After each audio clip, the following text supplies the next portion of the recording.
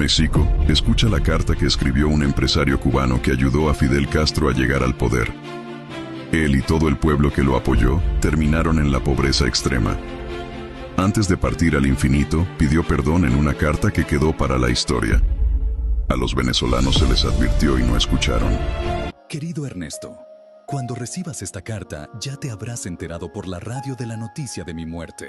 Ya me habré suicidado. Al fin, sin que nadie pudiera impedírmelo, como me lo impidieron tú y Agustín Hayes. El 21 de enero de 1965, sé que después de muerto llevarán sobre mi tumba montañas de inculpaciones, que querrán presentarme como el único culpable de la desgracia de Cuba. Y no niego mis errores ni mi culpabilidad. Lo que sí niego es que fuera el único culpable. Culpables fuimos todos, en mayor o menor grado de responsabilidad.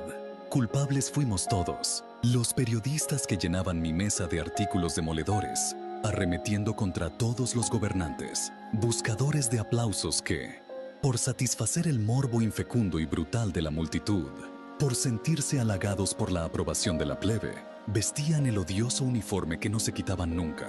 No importa quién fuera el presidente, ni las cosas buenas que estuviese realizando a favor de Cuba, había que atacarlos y había que destruirlos. El mismo pueblo que los elegía pedía a gritos sus cabezas en la plaza pública. El pueblo también fue culpable.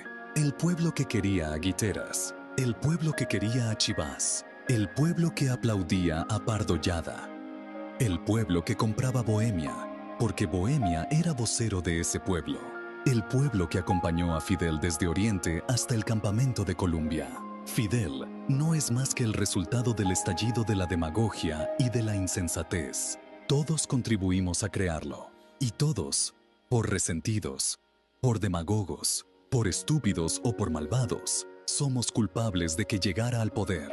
Los periodistas que, conociendo la hoja de Fidel, su participación en el Bogotazo comunista, el asesinato de Manolo Castro y su conducta gangsteril en la Universidad de La Habana, pedíamos una amnistía para él y sus cómplices en el asalto al cuartel Moncada. Cuando se encontraba en prisión, fue culpable el Congreso que aprobó la ley de amnistía, la cual sacó a Castro de la prisión tras el ataque al cuartel Moncada. Los comentaristas de radio y televisión que la colmaron de elogios y la chusma que la aplaudió delirantemente en las graderías del Congreso de la República. Bohemia no era más que un eco de la calle, aquella calle contaminada por el odio que aplaudió a Bohemia cuando inventó los 20.000 muertos, invención diabólica del dipsómano Enriquito de la Osa, que sabía que Bohemia era un eco de la calle, pero que también la calle se hacía eco de lo que publicaba Bohemia. Fueron culpables los millonarios que llenaron de dinero a Fidel para que derribara al régimen, los miles de traidores que se vendieron al barbudo criminal y los que se ocuparon más del contrabando y del robo que de las acciones de la Sierra Maestra. Fueron culpables los curas de sotanas rojas que mandaban a los jóvenes para la sierra a servir a Castro y sus guerrilleros, y el clero, oficialmente, que respaldaba a la revolución comunista con aquellas pastorales encendidas, conminando al gobierno a entregar el poder. Fue culpable Estados Unidos de América, que incautó las armas destinadas a las Fuerzas Armadas de Cuba en su lucha contra los guerrilleros. Y fue culpable el State Department, que respaldó la conjura internacional, dirigida por los comunistas para adueñarse de Cuba. Fueron culpables el gobierno y su oposición, cuando el diálogo cívico, por no ceder y llegar a un acuerdo decoroso, pacífico y patriótico. Los infiltrados por Fidel en aquella gestión para sabotearla y hacerla fracasar como lo hicieron. Fueron culpables los políticos abstencionistas, que cerraron las puertas a todos los cambios electoralistas, y los periódicos que, como Bohemia, les hicieron el juego a los abstencionistas, negándose a publicar nada relacionado con aquellas elecciones. Todos fuimos culpables.